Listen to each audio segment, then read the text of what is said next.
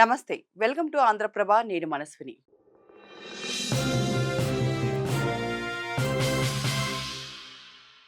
బంగ్లాదేశ్ రగిలిపోతుంది.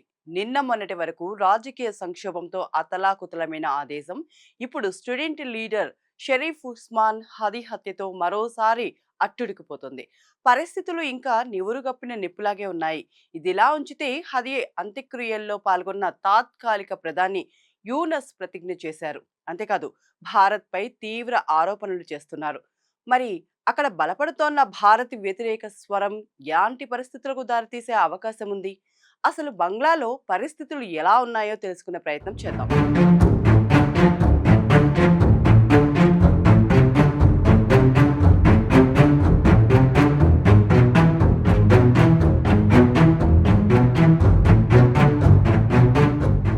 భారత్ అంటే విపరీతమైన ద్వేషం, అసూయతో రగిలిపోయే రాడికల్ నేత షరీఫ్ ఉస్మాన్ హది హత్యకు గురయ్యాడు.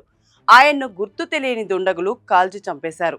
ఈ ఘటనకు ఎవరు పాల్పడారనే విషయాన్ని కాస్త పక్కన పెడితే ఇది భారత్ చేసిన పనేనని బంగ్లాదేశ్ తీవ్ర ఆరోపణలు చేస్తుంది. భారత్ కాదని వాదిస్తోంది.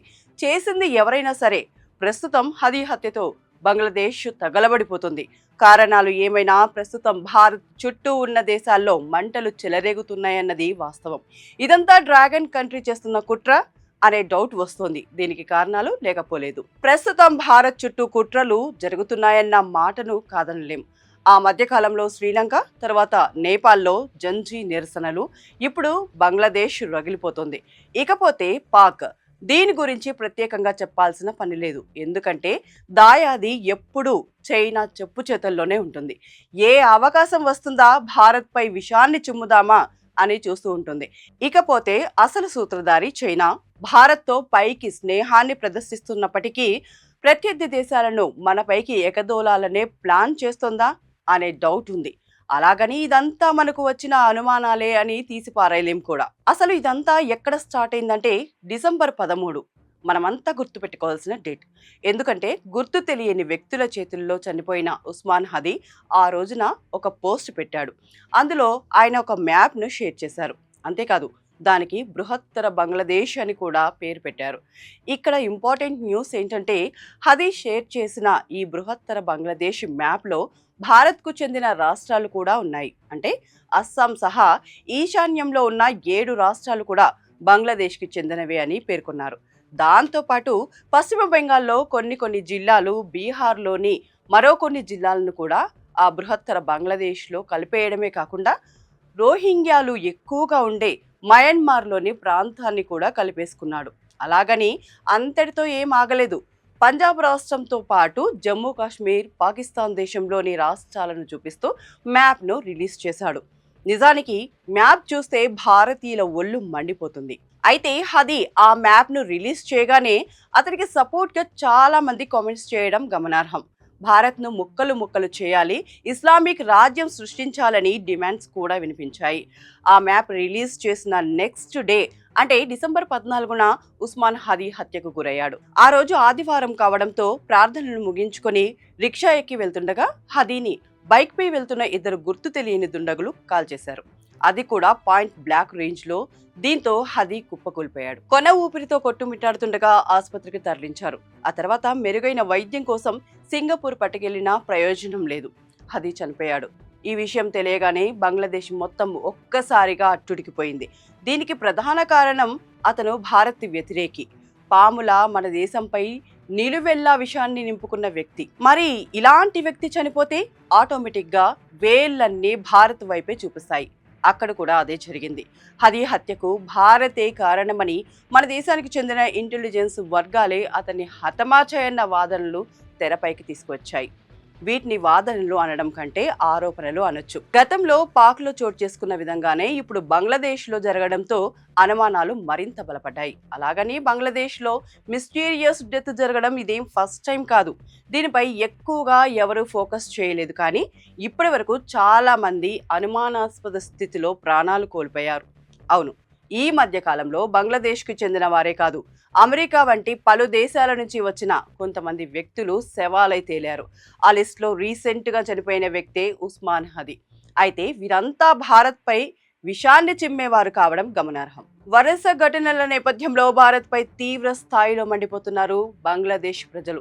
యావత్ దేశం వ్యాప్తంగా నిరసన జ్వాలలు చెలరేగుతున్నాయి. ఈ క్రమంలోనే రాజధాని ఢాకాలోని భారత రాయబార కార్యాలయంలోకి నిరసనకారులు చొచ్చుకెళ్లేందుకు ప్రయత్నించారు. అంతేకాదు, అక్కడ తాత్కాలిక ప్రధానిగా ఉన్న యూనస్ నేతృత్వంలోని ప్రభుత్వం కూడా భారత రాయబారి ప్రణయ్ వర్మను జోక్యం చేసుకోవద్దని హెచ్చరించింది. అంటే ఆ హత్యలన్నిటినీ భారత్ చేయించిందని బంగ్లాదేశ్ అనుమానపడుతోంది. కానీ భారత్ అలాంటి పనులు ఎప్పటికీ చేయదు. ఈ విషయాన్ని కుండ బద్దలు కొట్టింది భారత్. ఇదే విషయాన్ని ప్రణయ్ వర్మ క్లియర్ కట్ గా చెప్పేశారు. కానీ బంగ్లాదేశ్ మాత్రం భారత్ పై మరీ ముఖ్యంగా హిందువులపై విపరీతమైన ద్వేషాన్ని పెంచుకుంటుంది. ఇస్లాంకు వ్యతిరేకంగా కామెంట్స్ చేశాడన్న సాకుతో 25 ఏళ్ల యువకుడిని చితకబాదారు. అక్కడితో ఆగకుండా ఉరి తీశారు. ఆ తర్వాత అతని మృతదేహాన్ని రోడ్డు పక్కన విసిరేశారు. అయినా అక్కసును ఆపుకోలేని మరో మూక ఆ యువకుడి మృతదేహానికి నిప్పు పెట్టింది. ఈ క్రమంలోనే బంగ్లాలో ఉంటున్న భారతీయులంతా జాగ్రత్తగా ఉండాలని హెచ్చరికలు జారీ చేసింది భారత హై కమిషనర్ అడ్వైజరీ. ఈ క్రమంలోనే బంగ్లాలో ఉంటున్న భారతీయులంతా జాగ్రత్తగా ఉండాలని హెచ్చరికలు జారీ చేసింది భారత హై కమిషన్ అడ్వైజరీ. అవసరమైతే తప్ప బయటకు రావద్దని కీలక ప్రకటన చేసింది. అయితే ఉస్మాన్ హదీని హత్య చేయించింది బంగ్లాదేశీయులే అనే చర్చ కూడా తెరపైకి వచ్చింది. దీనికి కారణం ఉంది. ఎందుకంటే అక్కడ ఎన్నికలకు షెడ్యూల్ వచ్చింది. ఈ నేపథ్యంలో షేక్ హసీనాకు చెందిన పార్టీ పేరు మార్చుకొని ఎన్నికల్లో పోటీ చేయబోతుందన్న వార్తలు కూడా వచ్చాయి. ఈ క్రమంలోనే భారత వ్యతిరేక ఎజెండాతో ఆ ఎన్నికల్లో విజయం సాధించాలనే ప్లాన్తో కొంతమంది హదీని హత్య చేశారనే ఆరోపణలు వినిపిస్తున్నాయి. యాంటీ ఇండియన్ సెంటిమెంట్ను రెచ్చగొట్టాలన్న ఉద్దేశంతో యూనస్ సర్కారే ఈ హత్య చేయించిందనే అనుమానాలు కూడా ఉన్నాయి. బంగ్లాదేశ్లో యూనస్ ప్రభుత్వం వచ్చినప్పటి నుంచి భారత్ చుట్టూ పలు కుట్రలకు తెరలేపుతోంది చైనా. పట్టు పెంచుకునే ప్రయత్నాలు చేస్తోంది. భారత్ను దెబ్బ కొట్టాలనే ప్లాన్తో శత్రు దేశాలను ఉపయోగించుకుంటుంది. ఇందులో భాగంగానే బంగ్లాతో వైమానిక స్థావరాలు, ఓడరేవులపై పట్టు సాధిస్తుంది. ఒక్క మాటలో చెప్పాలంటే త్రిముఖ వ్యూహాన్ని పనిన డ్రాగన్ కంట్రీ భారత్ను చిక్కుల్లోకి నెట్టే ప్రయత్నం చేస్తుంది. ఇటీవల పార్లమెంటరీ స్టాండింగ్ కమిటీ ఇచ్చిన నివేదిక ఈ విషయాలను చెప్పకనే చెప్పింది. నిజానికి భారత్పై నేరుగా యుద్ధం చేసే దమ్ము, ధైర్యం పాకిస్తాన్కు లేదు. అందుకే దొంగదారిలో దాడులు చేయాలని చూస్తుంది. మన దేశంలో మతోన్మాదాన్ని రెచ్చగొట్టడం, ఉగ్రవాదాన్ని ఉపయోగించుకొని విధ్వంసాన్ని సృష్టిస్తుంది. ఇటు చైనా ఏం తక్కువేం తినలేదు. పైకి సైలెంట్గా కనిపిస్తుంది, కానీ భారత సరిహద్దుల చుట్టూ ఆర్మీ బేస్లను నిర్మిస్తుంది. దానికోసమే భారత్ చుట్టూ ఉన్న దేశాలను వాడుకుంటుంది. ఒకవేళ భవిష్యత్తులో యుద్ధ పరిస్థితులు తలెత్తితే భారత్ను అష్ట దిగ్బంధనం చేయడమే లక్ష్యంగా పన్నాగాలు పన్నుతుంది. ఇప్పటికే చైనా ప్లాన్లోకి చాలా దేశాలు వెళ్ళాయి కూడా. అసలు పార్లమెంటరీ స్టాండింగ్ కమిటీ రిపోర్ట్లో ఏముందో ఇప్పుడు చూద్దాం. బంగ్లాదేశ్లో చైనా క్రమంగా తన సైనిక వ్యూహాత్మక మౌలిక సదుపాయాలను బలోపేతం చేస్తుందని తెలిపింది. ఇది భారత్కు అతి పెద్ద సవాల్గా మారనుంది. ఇప్పటికే బంగ్లాలో పాక్ పట్టు పెరిగింది. మతోన్మాదాన్ని, మత ఛాందసవాదాన్ని పెంచి పోషిస్తోంది. ఇప్పుడు దీనికి చైనా కూడా తోడైతే బంగ్లాదేశ్ రూపంలో భారత్ తీవ్రమైన ముప్పును ఎదుర్కోవాల్సి వస్తుంది. అది ఎలాంటి ప్రభావాలను సృష్టిస్తుందో చెప్పడం కూడా కష్టమే. అంతేకాదు, బంగ్లాదేశ్లోనే లాల్మో నిర్హాట్ ఎయిర్ బేస్ లో చైనా తన సొంత రన్వేను నిర్మిస్తుంది. ఇది భారత్కు అతి సమీపంలో ఉంది. అంటే కేవలం 15 కిలోమీటర్ల దూరం. ఇది భారత్కు అత్యంత కీలకమైన ప్రాంతం కాబట్టి జాగ్రత్తగా ఉండాలని పార్లమెంటరీ స్టాండింగ్ కమిటీ హెచ్చరిస్తోంది. మొత్తంగా సరిహద్దుల్లో భారత్కు మిత్రులుగా ఉన్న దేశాలన్నీ క్రమక్రమంగా చైనా గుప్పిట్లోకి వెళ్లడం మన దేశ భద్రతకు తీవ్రమైన ముప్పుగా మారనుంది. అంతేకాకుండా సరిగ్గా గతేడాది ఆగస్టు నుంచి బంగ్లాదేశ్లో హిందువులు, హిందూ ఆలయాలతో పాటు మరికొందరు వ్యక్తులని లక్ష్యంగా చేసుకుని దాడులు చేస్తున్నారు. ఇది భారత్ బంగ్లాదేశ్ మధ్య సంబంధాల్లో ఉద్రిక్తతలను పెంచిందని కమిటీ చెప్పింది. నిజానికి బంగ్లాదేశ్ మంచిగా ఉండటం మనకే ముఖ్యం. అందుకే బంగ్లాదేశ్లో తాత్కాలిక ప్రభుత్వం వచ్చినా సరే ఆ దేశంతో సంప్రదింపులు జరుపుతూనే ఉంది.